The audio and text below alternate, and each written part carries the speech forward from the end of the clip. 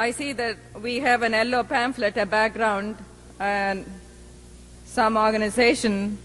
Here it's distributing. Without judging the contents of this bit of paper in my hand, I'm sure it is true, but in India anything is true and anything is not true.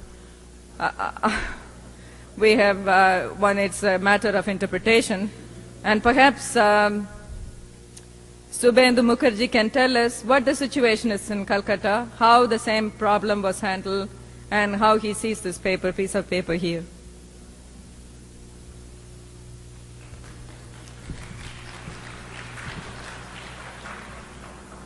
Friends, you are interested in success stories. Perhaps India doesn't offer a success story.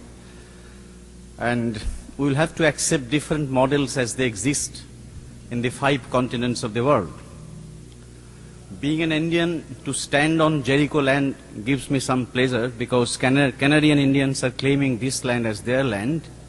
And Columbus, a Spaniard, made this mistake when he wanted to reach India, which was rich and wealthy in the 15th or 16th century.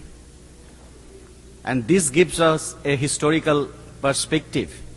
If 3 centuries back Europeans were interested about Indian gold and spices, then one might say that India was developed, Europe was undeveloped, a developing nation.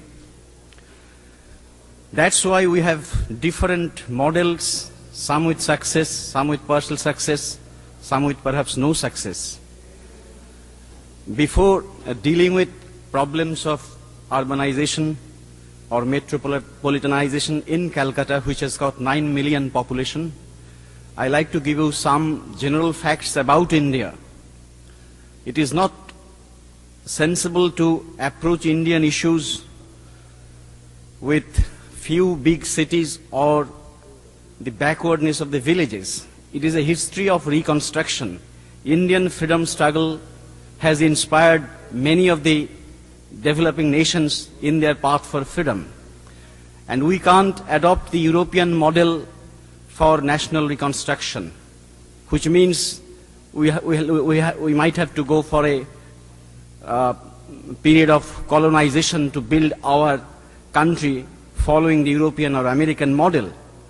So we'll have to take it for granted that India is taking a different model, and the villages, which number about 500,000, with a strong culture, with a strong tradition, and this acts as the greatest deterrent in bringing people to the big cities. This fact is often ignored, that even today 80% of villagers are in the villages. They are poor, they are landless, many of them are like that, but that is the greatest deterrent, the strong village culture based on farm and other aspects of rural life. That is the biggest deterrent. So those urban experts of Western Hemisphere who are predicting a megalopolitan growth in some of the developing countries, I like to counter that kind of thesis, because the language, the culture, and the local tradition are the greatest deterrents of population migration in a very big way. I do not discard the theory that migration is not taking place from village to cities, but the fact that there are 20 major language and cultural groups in India, and they like to remain in their locations, like Tamilians in Madras area, or Maharashtrians in Bombay area, or Punjabis in Punjab area, or Bengalis in Bengal area. These cultural adaptation to the local soil is the biggest, most promising hope for us in building our country. And the reconstruction programs based on new forms of agriculture, hydroelectric dams, down to small irrigation canals, and high-yielding variety of seeds, fertilizer, which are creating new hopes. And if you have seen the slides on Punjab agriculture, there are hopes of holding village population right in the villages if there is a prosperous agriculture. So in Calcutta program also, we are trying to build up about 40,000 villages that are scattered in West Bengal, which contain 35 millions of people, as against Calcutta metropolitan area's 9 million people. This regional or agricultural development program is the biggest, strongest guarantee against Calcutta's problems becoming worse. Within Calcutta, we are taking various programs, beginning from underground railway down to providing simple amenities like water taps and sanitary toilets in the slums, about which Mother Teresa has also spoken to you. The Honorable Minister, Mr. Raghuramaya for Housing in India, and also the head of the delegation for the Habitat Conference is here, and he would be pleased to answer your questions, and I'm sure that you have quite a lot of intimidating questions, and I hope there will be a heated exchange and true version of whatever you want to interpret. We have heard a lot of interpretation from Margaret Mead, Barbara Ward, and so on, what we need, and he will tell you what we need from his point, and I'm sure the others will tell you from their point of view what they need. Thank you.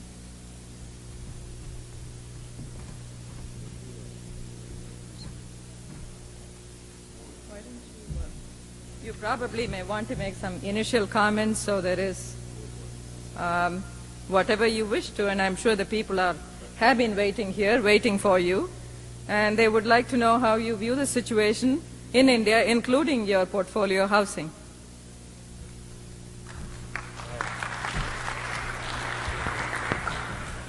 Ladies and gentlemen, I consider it as a privilege to have the opportunity of meeting you here this afternoon and talking to you about India. I think many of you are well aware that we are passing through a very special situation in India. We had a lot of lawlessness and a lot of anarchic conditions, strikes, all along. The students, the teachers, the nurses, the doctors, the engineers, the factories, the railway, and the only thing which any sensible government could do is to declare an emergency, and we have now got quite a disciplined state of affairs in the country. We have a parliament which works as a parliament, not as a schoolboy's affair, as it used to some time back. We have a government which is respected by the vast majority of the people. People are working in the factories, and our production is going up. Our inflation rate is coming down, and there is overall satisfaction about the state of affairs. I saw some papers circulated, some yellow paper this morning. Really, it's a yellow paper because I think it gives quite a perverse view of what is happening in India. Just imagine 1,000 people coming to Hotel Vancouver and all around it squatting and overnight building temporary structures and making it a slum. What would you do? Well, you would remove it next morning. We are more generous. We are giving them alternative sites, giving them facilities to build, and remove them. That's what we're doing in Bombay, Calcutta, Delhi, everywhere. This migration from rural area to capital cities, metropolitan cities, is a very common feature all over the world. And the highly industrialized cities are having this immigrant population from the rural area. Overnight they come, and they just don't bother for the law and order. They just don't bother for the city's amenities, civic life. They just squat, and overnight they build a house right on the pavement. I know in my own residence in New Delhi, within one night, 500 shanties, or whatever you call them, slums, there was just around my house. In the morning when I got up, I just couldn't breathe. They were full of smoke and smell. Well, this kind of thing is going on. So we have now decided to remove these slums, give areas away from the residential areas, and give them also facilities to build houses, arrange transport facilities so that they can come into the downtown for work. That's what we're doing. And somebody attacks it as being bulldozing. Well, I don't know what to say about it. If we don't do that, then the whole of New Delhi and the whole of Calcutta, Madras, all the highly industrialized or all the big cities will be absolute slums. And our people are quite happy with it. Well, there's always in every country a few people who are dissatisfied. If we don't do that, you yourself will blame us. You say, what are you doing? It's part of the urban policy of the government of India to rehabilitate those who migrated from villages. And as a further step, we are also trying to prevent new people coming into urban areas. Now we are creating within a radius of 60, 100 miles satellite towns. Now supposing you don't want people to come to Vancouver, well, within a radius of 60 miles all around, you develop satellite towns. You start industries there so that people don't need to come to Vancouver. They will go to the satellite towns and the people are dispersed so that there is no heavy concentration of population leading to slum conditions. That's what we're doing. All around Delhi we have got what they call the National Capital Region program. We have got satellite towns started. We are starting industries there so that people from rural need not come to Delhi. They can come and find employment there. Same with Bombay, same with Calcutta, same with every important town. It's happening all over the developing countries, where industrialization is going at a very rapid pace, where housing and other amenities we are not able to provide them at the same speed at which industrialization is taking place. So we have adopted this policy. Removal of slums, prevention of new slums by creation of satellite towns. I think this is most accepted. I'm sure this will be accepted by the Habitat Forum, and I'm sure the whole world over they would do this. We are doing one thing more, and which nobody has so far done in the world, I believe. I would like to be corrected if I am wrong. Because all the major towns, their land is so precious, and a few people are trying to grab it at a great price, so that the common man is not able to get an inch of land in any of the major towns. We have now passed a legislation in India that in all towns above a population of 200,000 people, any vacant land over the requirement of the owner will now vest in the government, and we pay them a nominal price, and we give to the poorer, weaker sections of the community that land at a very, very cheap rate, so that there is no longer cornering by a few business houses, a few big, rich industrial houses to corner the whole land. That is the way we are trying to socialize urban land, to facilitate the poorer people getting their share in the urban property. I think we are the one country who have taken a lead in this. We have passed the act. It's now being implemented. This is one way of solving the urban concentration of urban people. And on the whole, I would say that the measures we have taken have been productive of a very good atmosphere, firstly, in removing slums, secondly, in enabling the poorer sections of the community to get land in urban areas at a cheaper rate, and thirdly, in dispersing the population. And over and above all this, we are also very conscious of the population problem. We realize that, in fact, in our own country, from 1960, in the decade after 61, the population has grown by 25% in 10 years, 61 to 71. We know that whatever we do, it has no meaning unless you curb the population growth. So recently we have taken very extensive measures to curb population growth. Apart from raising the marriage age, we have also decided to give incentives to parents who have children, 2 children, 3 children, Above that, we give incentives if they undergo this sterilization and various other incentives, because we are fully conscious that especially in the developing countries, nothing can help unless there is control of population. Therefore, I hope various measures we are taking will meet universal opprobrium. And if any questions are to be asked, I'll be very happy to answer them. Thank you very much.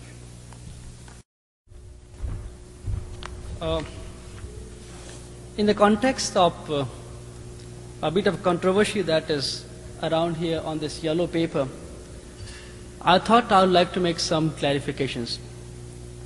Most of the people who are talking here are talking in the name of the people whom they have not seen, heard, or found out what they want.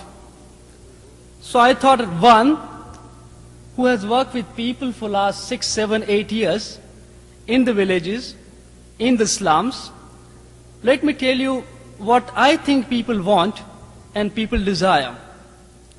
Let me also clarify here that at no stage I represent government.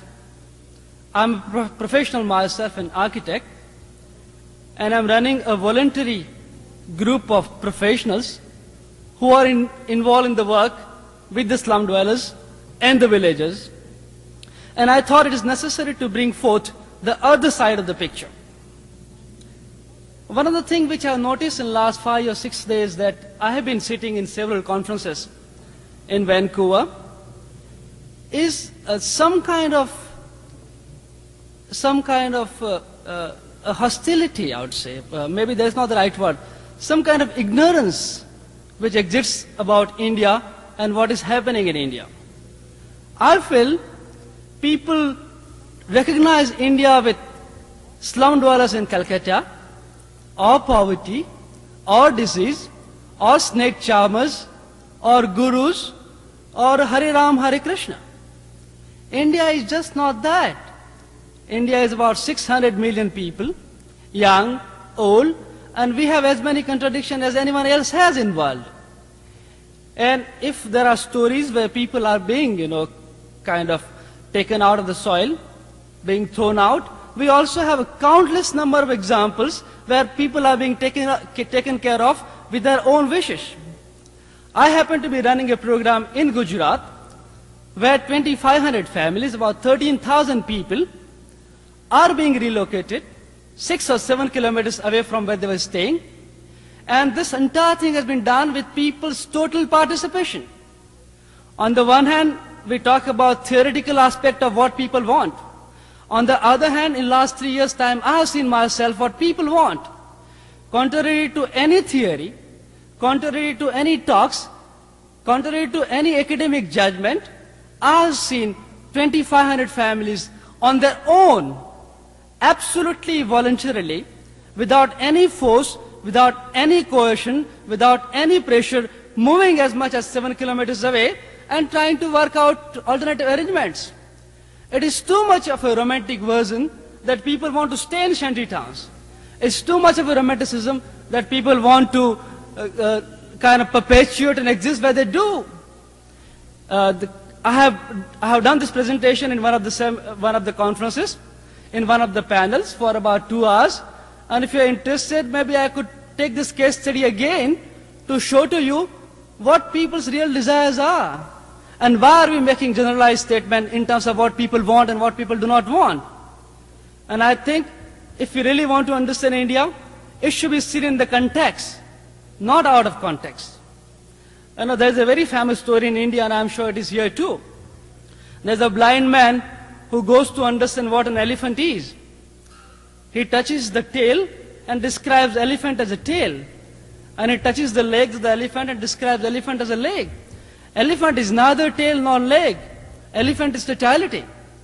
And I would like you to look at the problem in the totality, in the total context. And if you do this, I think you'll understand the country better. Because a country of 600 million people who are struggling, who are fighting, who are trying to create institutional structures to solve their own problems requires much more than what you're talking about.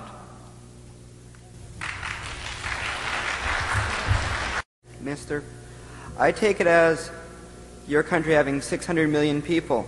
Thus, I figure that your land area cannot, your agricultural land area cannot substantially hold up your total population.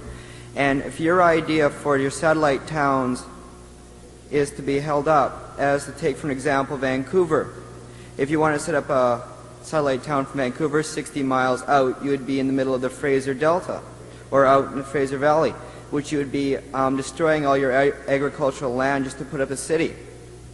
So wouldn't you be using up your agricultural land twice as much as you would if you were started from the city and work out?